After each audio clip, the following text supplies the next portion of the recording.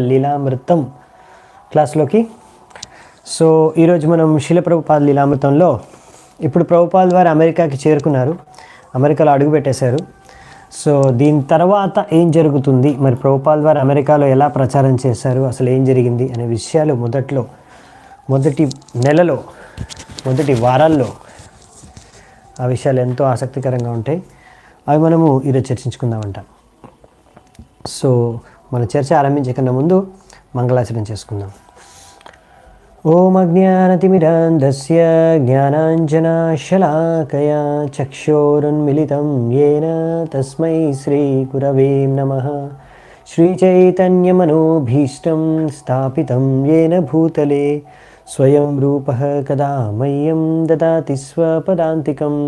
వందేహం శ్రీగురూన్ శ్రీయుతాపదకమలం శ్రీగురూన్ వైష్ణవాంశ్చ శ్రీరూపం సాగ్రజాతం సహగణ రఘునాథాన్వితాం తం సజీవం సాద్వైతం సావధూతం పరిజనసహితం కృష్ణచైతన్యదేవం శ్రీరాధా కృష్ణపాదాన్ సహగణ లలితా శ్రీవిశాఖాన్వితాంశ్చ. నమా ఓం విష్ణుపాదాయ కృష్ణప్రేష్టాయ భూతలే శ్రీమతే భక్తివేదాంత స్వామినితి నామినే. నమస్తే సారస్వతే దేవే గౌరవాణి ప్రచారిణే నిర్విశేషః శూన్యవాది పాశ్చాత్యదేశతారిణే. నమో మహావదన్యాయ కృష్ణప్రేమప్రదాయతే కృష్ణాయ కృష్ణచైతన్య నామినే గౌరత్విషే నమః. హే కృష్ణ కరుణా సింధో దీనబంధు జగత్పతే గోపేశ గోపికా కాంత రాధాకాంత నమోస్తుతే. తప్త కాంచన గౌరాంగీ రాధే వృందావనేశ్వరి వృషభానుసుతే దేవి ప్రణమామి హరిప్రియే. నీలాచల నివాసాయ నిత్యాయ పరమాత్మనే బలభద్ర సుభద్రాభ్యాం జగన్నాథాయ తే నమః. వాంఛాకల్పతరుభ్యశ్చ కృపా సింధుభ్య ఏవ చ పతితానాం పావనేభ్యో వైష్ణవేభ్యో నమో నమః. జయ శ్రీకృష్ణ చైతన్య ప్రభు నిత్యానంద శ్రీ అద్వైత గదాధర శ్రీవాసాది గౌరభక్తవృంద. హరే కృష్ణ కృష్ణ కృష్ణ హరే హరే హరే రామ రామ రామ హరే హరే. హరే కృష్ణ. సో అలా ప్రభుపాద వారు అక్కడ నుంచి షిప్ దిగి న్యూయార్క్లో అడుగుపెట్టిన తర్వాత ఆ నగరంలో అక్కడ నుంచి మరి ఆయన బట్లర్ పెన్సిల్వేనియాకి వెళ్ళాలి. అక్కడ నుంచి అది చాలా దూరం, ఎన్నో మైళ్ళు దూరం, ఎన్నో గంటల ప్రయాణం. సో అక్కడికి గోపాల్ అగర్వాల్ స్వయంగా రాలేదు, కానీ ఆయన ట్రావెలర్స్ ఏజెంట్ని, ఒక ట్రావెలింగ్ ఏజెంట్ని మాత్రం అక్కడ అరేంజ్ చేశారు. ఆయన ప్రభుపాద వారిని తీసుకొని అక్కడ నుంచి బస్ స్టాండ్ దగ్గర తీసుకెళ్ళి అక్కడ బస్సు ఎక్కించారనమాట. అది అక్కడ నుంచి బస్సు వచ్చేసి పెన్సిల్వేనియాకి తీసుకెళ్తుంది. సో అక్కడ ప్రభుపాద వారు ఆ బస్సు ఎక్కారు, బస్సులో కూర్చున్నారు. అది ఇంకా రాత్రి అంతా ప్రయాణం అనమాట. చూసుకుంటూ అక్కడ మ్యాన్హట్టన్ సిటీ సెంటర్లో ఎన్నో రకాల అద్భుతాలని, ఆవిష్కారాలని, ఎంతో ఆధునిక ఉన్నతిని చూస్తున్నారు. ప్రభుపాద వారు గమనిస్తున్నారు, చూసుకుంటూనే వెళ్తున్నారు. అక్కడ హడ్సన్ రివర్, దాన్ని కూడా పక్క నుంచి క్రాస్ చేసుకుంటూ వెళ్ళారు.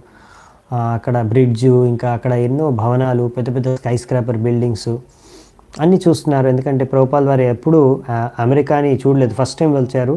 ఇండియాలో, భారతదేశంలో ఇంత పెద్ద అంతస్తుల బిల్డింగ్లు కానీ, ఇలాంటి కట్టడాలు కానీ ఇవన్నీ కూడా లేవు. సో ప్రభుపాద వారు చూసారు ఇక్కడ అమెరికన్లో చాలా ఆధునికంగా, భౌతికంగా ఉన్నతిని సాధించారనే విషయాన్ని గమనించారు. కానీ అక్కడున్న ఉరుగులాటని చూసి వాళ్ళందరినీ వాళ్ళ యొక్క బిల్బోర్డులు, అక్కడ ఒక బిల్బోర్డు తర్వాత ఇంకొక బిల్బోర్డు, చాలా బిల్బోర్డులు ఉండేవి. ఆ బిల్బోర్డులు ఏమున్నాయంటే ప్రతి బిల్బోర్డులు అడ్వర్టైజ్ చేసేది ఎలా 4 నియమాల్ని భంగపరచాలో వాటి గురించి. అదేంటి అంటే ఇప్పుడు బీరు అడ్వర్టైజ్మెంటు, లేకపోతే మద్యపానందో, లేకపోతే అలా ఏదో మాంసం తినే అడ్వర్టైజ్మెంట్, ఇటువంటి అడ్వర్టైజ్మెంట్స్ అనమాట. అవి కామన్ కదా, ఇండియాలో కూడా ఎన్నో బిల్ బోర్డ్స్లో కనిపిస్తాయి కదా మనకి అనుకోవచ్చు మీరు. ఆ టైంలో ఉండేవి కాదండి. సో ప్రభుపాల్ వారు ఉన్న సమయంలో, ఆయన పెరిగిన సమయంలో భారతదేశంలో అలా బిల్ బోర్డ్స్లో అలా 4 నియమాలని భంగపరిచే బిల్ బోర్డ్స్ అక్కడ ఎక్కడ కనిపించేవి కాదు ప్రభుపాదకి. కానీ ఇక్కడ మాత్రం అప్పట్లో అమెరికాలో చూస్తున్నారు ప్రభుపాదుల వారు. ఇవన్నీ చూస్తూ ఆయనకు కలిగిన భావన ఏంటంటే, ఇక్కడున్న అమెరికాలో ఉన్న ప్రజలు రజోగుణం తమోగుణంలో పూర్తిగా మునిగిపోయి మోహమాయ ప్రపంచంలో మునిగి తేలుతున్నారు. అటువంటి పరిస్థితుల్లో వాళ్ళని చూసి, అక్కడ ఉన్న అమెరికా ప్రజల్ని చూసి ప్రభుపాల్ వారి గుండెల్లో ఒక ఎంతో దయ ఉత్పన్నమైంది వాళ్ళ పట్ల. ఎటువంటిదంటే, ఎలాగైతే శ్రీ ప్రహ్లాద్ మహారాజ్, భక్త ప్రహ్లాదుడు, ఆయన నరసింహదేవుడికి ప్రార్థన చేసుకుంటారు. ఏమని? ఓ భగవంతుడా, నాకు